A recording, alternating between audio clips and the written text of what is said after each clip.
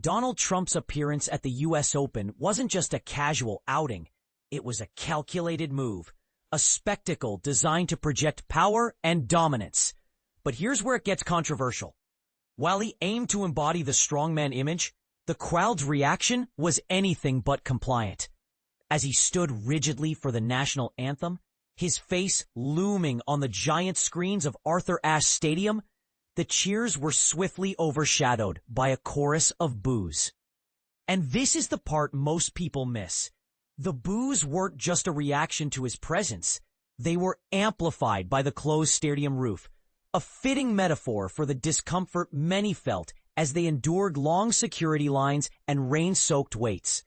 All because of his attendance. In that brief, awkward moment, Trump smirked, seemingly unfazed. Yet the scene felt eerily familiar, a man craving attention, even if it came in the form of disdain. Trump's visit wasn't merely a soft power play, the kind dictators like Vladimir Putin or Kim Jong-un might pull at sporting events. No, it was a distraction, a flashbang designed to divert attention from the klaxoning recession indicators, whispers about his health, and the lingering shadow of Jeffrey Epstein's files. But here's the kicker. If Trump truly cared about tennis, he would have attended the women's final the day before, cheering on American player Amanda Anisimova. Instead, he chose the men's final, a stage he could retrofit for his MAGA narrative. When Spanish player Carlos Alcaraz was asked about playing in front of Trump, he walked right into the trap, saying, "I think it's great for tennis to have the president at the final." Little did he know, his words would become fodder for Fox and Friends. Past presidents have shown it's possible to attend the U.S. Open without making it about ego. The Obamas, for instance, were genuinely invested in supporting American players, like Francis Tiafoe in 2022.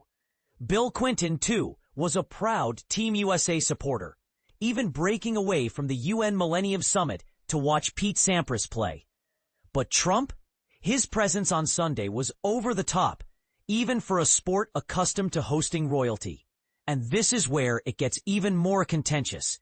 His appearance at a tournament celebrating diversity, equity, and inclusion on grounds named after LGBTQ+ pioneer Billie Jean King felt like a deliberate provocation. The boos from the multicultural crowd were red meat for his base, a way to claim victimhood and fuel his second-term revenge narrative. For decades, Trump has exploited the U.S. Open for clout, using it as a stage to showcase his wealth and connections. Yet the New York crowd never bought into his faux gold flash, booing him even before his presidential run. His 2015 campaign launch, with its anti-immigrant rhetoric, only solidified his status as persona non grata in Flushing. So, his return to the U.S. Open 10 years later was symbolic, a chance to reclaim the spotlight in his hometown, the same city he's threatened to invade with the National Guard. But here's the question. Was this a genuine attempt to reconnect with New Yorkers? Or just another chapter in his ongoing war with institutions like CBS and 60 Minutes? The USTA's handling of Trump's visit was equally telling. They issued a memo urging broadcasters to avoid showing dissent, a move that smacked of anticipatory obedience.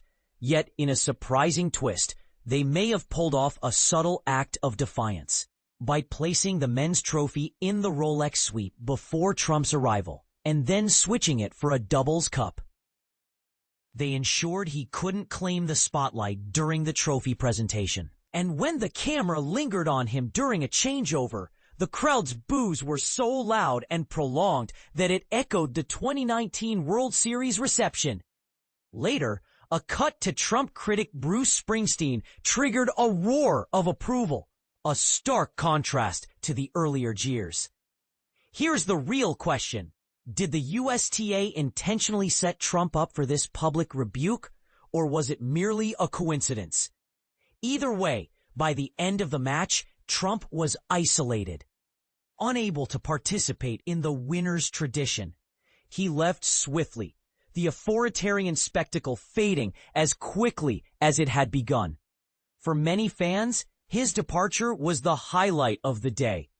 As Theodore Roosevelt's daughter once said of her father, he wants to be the bride at every wedding, the corpse at every funeral, and the baby at every christening.